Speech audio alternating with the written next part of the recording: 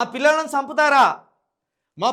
చంపుతారా అంటూ మగనూరు జిల్లా పరిషత్ పాఠశాల విద్యార్థుల తల్లిదండ్రులు ఆగ్రహం వ్యక్తం చేస్తున్నారు. ఒకసారి కాదు, రెండు సార్లు కాదు, ఇన్నిసార్లు ఫుడ్ పాయిజన్ అయిందని అసలు ఏం జరుగుతుందో అని అధికారులను నిలదీశారు. ఫుడ్ పాయిజన్ విషయం తెలుసుకున్న వెంటనే ఆందోళనతో ఓ విద్యార్థిని తల్లి మక్తల్ ప్రభుత్వ ఆసుపత్రికి రోధిస్తూ వచ్చిన దృశ్యం పలువురిని కలిచివేసింది. అప్పటికే తన బిడ్డను మెరుగైన వైద్యం కోసం మహబూబ్నగర్ జిల్లా ఆసుపత్రికి తరలించినట్లు చెప్పగా ఆ తల్లిని కూతురుతో ఫోన్లో మాట్లాడించి హుటాహుటిన తల్లిదండ్రులను కూడా మహబూబ్నగర్ జిల్లా ఆసుపత్రికి పంపించారు. చిరుతిళ్ళ వల్లే అలా జరిగింది. ఎమ్మెల్యే వాకాటి శ్రీహరి అయినే చిరుతిళ్ళు స్కూళ్ళలో చిరుతిళ్ళు పెడుతున్నారా, లేదా బయటికి పోయి తినొచ్చిల్లా? ఎట్లా డైవర్ట్ చేస్తున్నారు? ఎట్లా వస్తుంది మీకు ఈ మనసు? సరే, ఇప్పుడు 20 మంది పిల్లలు ఒకటేసారి పోయి చిరుతిళ్ళు తినొచ్చిల్లా? ఏమంటున్నాడు ఈయన? మీరు మా వాళ్ళు, మా అణగారిన వర్గాలకు సంబంధించిన ఎమ్మెల్యే మీరు, వాకాటి శ్రీహరి గారు. రేవంత్ రెడ్డి లెక్క మాట్లాడొద్దు మీరు, ఉత్తమ్ కుమార్ రెడ్డి లెక్క మాట్లాడొద్దు మీరు, రాహుల్ గాంధీ లెక్కనో కిషన్ రెడ్డి లెక్కనో కూడా మాట్లాడొద్దు మీరు. చిరుతిళ్ళ వల్లనే అలా జరిగింది. ఎమ్మెల్యే వాకటి చిరుతిళ్ళ తినడం వల్లనే మాగనూరు విద్యార్థులు అస్వస్థకు గురయ్యారన్న విషయం తనకు తెలిసిందని మక్తల్ ఎమ్మెల్యే వాకటి శ్రీహరి అన్నారు. జరిగింది ఫుడ్ పాయిజన్ కాదని, అమ్మాయిలు బయట చిరుతిళ్ళు తిన్నారని చెప్పుకొచ్చారు. మధ్యాహ్నం బయటకు వెళ్ళి తిన్నారని తనకు అక్కడున్న వారి ద్వారా తెలిసిందన్నారు. ఒకరికి వామిటింగ్ సెన్సేషన్ రావడం ద్వారా ఇంకో 10 మందికి వచ్చి ఉండొచ్చని ఎమ్మెల్యే అన్నారు. ఇంత సిగ్గు చంపుకొని ఎట్లా మాట్లాడతారండి ఎమ్మెల్యే గారు? నోటికి అన్నమే తింటున్నారా, ఏమన్నా గడ్డి తింటున్నారా, ఇంకేమైనా పెండ తింటున్నారా మాట్లాడాలంటే?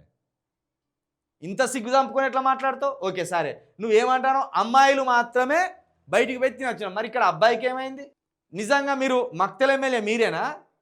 ఒకవేళ మీరే అక్కడ ఎమ్మెల్యే అయితే పని చేయరు, మీరు పోయి మధ్యాహ్న భోజనం తిని చూపించి ఆరోగ్యంగా ఉండండి. సరే, ఇవ్వాలంటే చిరుతిళ్ళు తిన్నారు, మరి మొన్నేం తిన్నారు?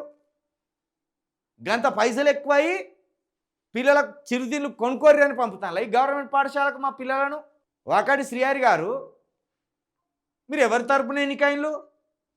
ఏ ప్రజలు మిమ్మల్ని ఎన్నుకున్నది? ఇలాంటి మాటలు మాట్లాడమనే ఎవడు నీకు చెప్పిన సన్యాసి?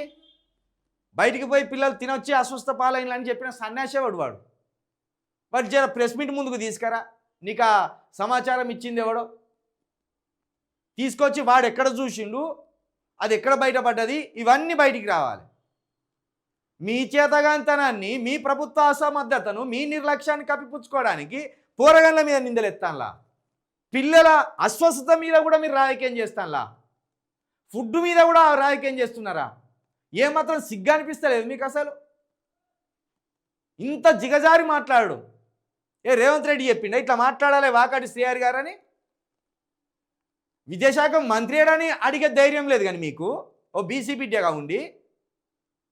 హోంశాఖకు మంత్రి ఏడని అడగడానికి నోరు రాలేదు కానీ, క్వాలిటీ ఫుడ్ ఎందుకు పెడతలేరని అడగడానికి ధైర్యం రాలేదు కానీ, అసలు మధ్యాహ్న భోజనం ఏం పెడుతున్నారు అని ఓ పర్యవేక్షణ లేదు కానీ, ఇప్పుడు వచ్చి పిల్లలు చిరుతిళ్ళు తిన్నారు, మధ్యాహ్నం పోయి అయింది కాంది అని కొనుక్కొని వచ్చి తిన్నారు, దానివల్ల అస్వస్థ పాలైందని చెప్తున్నారు.